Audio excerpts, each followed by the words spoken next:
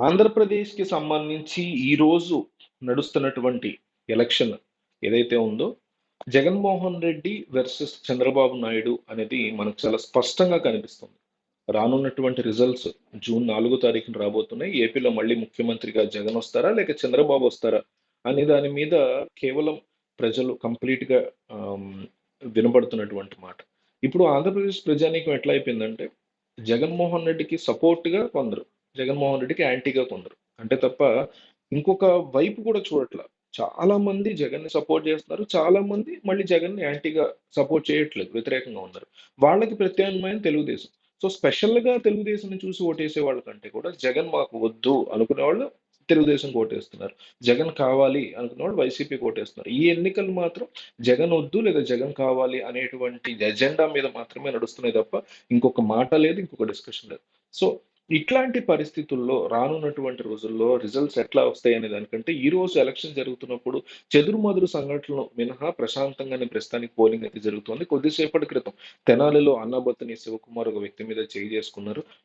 అతను ఫస్ట్ అతని మీద చేయి చేసుకున్నారు. అతను ఓటరో మరి వేరే పార్టీ కార్యకర్తో గాని లైన్‌లో కనిపిస్తున్నాడు పోలింగ్ బూత్‌లో. అతను తిరిగి అన్నబత్తుని శివకుమార్‌ని కొట్టడం, వెంటనే అక్కడ ఉన్నటువంటి అన్నబత్తుని శివకుమార్ అనుచరులు దూకి రంగంలోకి అతన్ని చితక్కొట్టడం ఇదంతా కూడా మనం చూస్తున్నాం. అయితే ఒక్క సరళి మాత్రం పొద్దున్నుంచి మనకు చాలా స్ట్రాంగ్‌గా కనిపిస్తుంది జనాల్లో.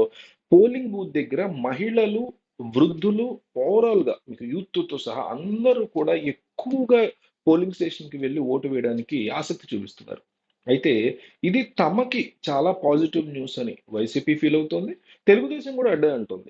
ఇంతమంది ఎగబడి ఓటేస్తున్నారంటే ప్రభుత్వానికి వ్యతిరేకంగానే వేస్తున్నారు అని టీడీపీ వాదిస్తుంటే, వైసీపీ ఏమంటుందంటే, లేదు మేము ఇస్తున్నటువంటి సంక్షేమం మళ్ళీ మళ్ళీ కావాలి. మీరు చేస్తున్నటువంటి కుట్రలు మాకొద్దు అనే అంశంలో ప్రజలు బయటకొచ్చి ఓటేస్తున్నారు అనేసి ఓ పక్క నుంచి వైసీపీ పార్టీ వాదిస్తుంది. సో, ఈ 2 బ్యాలెన్స్ చేసుకుంటే మీకేమనిపిస్తుంది? ఇంత పెద్ద ఓటింగ్ సరళి పొద్దున్నుంచి చూస్తే ప్రజలు నేను చాలా పోలింగ్ స్టేషన్‌లు చూసొచ్చా. నేను పొద్దున్నే ఓటేసా.